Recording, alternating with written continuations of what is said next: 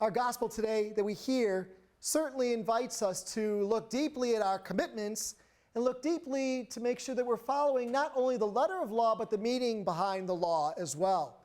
And so in order to talk about that a little bit more specifically, I'm going to ask two young ladies to join me up here so we can talk about not only the letter of the law, but the spirit of the law. So come on, stand right here. Good. So when I was growing up, a long time ago, I had an older sister and a younger brother. And the thing was that we would always have to sit in the back seat of the car. And there was just enough room for the three of us. My sister was older, I was second, and then my little brother, right?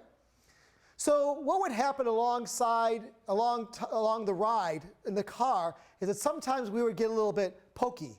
You know how that goes? We would poke one another a little bit. We would poke one another a little bit.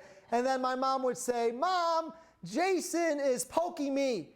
Jason's touching me." And so my mom from the front seat would say, "Don't touch your brother. Don't touch your sister." So I wouldn't touch them, but I would say,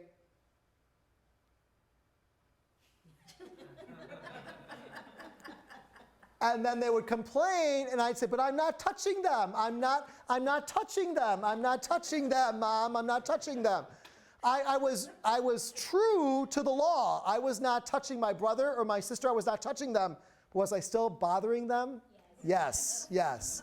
I was true to the law, but I missed the spirit of the law, right? What my mom was trying to say was, leave your brother and leave your sister alone. Don't touch them. Don't wiggle your finger in their face. Don't go onto their space. Leave them alone, right? And so I was true to the letter of the law, but not true to the spirit of the law. I know you ladies never do that. Good. Okay, good. You can have a seat. Thanks, ladies. Well done. Well done. That's what Jesus is getting at in the gospel today. He's telling us there's the letter of the law and there's the spirit of the law.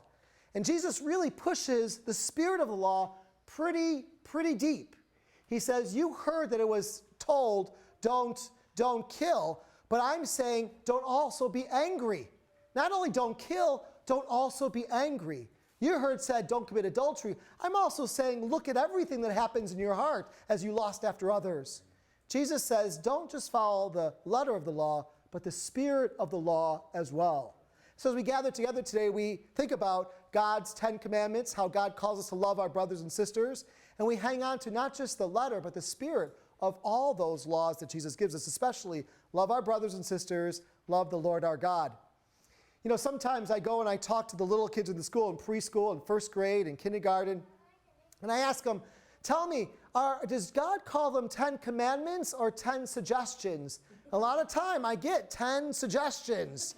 And we know that they're not 10 suggestions, but rather these are God's commandments for us to live with Him in righteousness, in love, in generosity, and hope.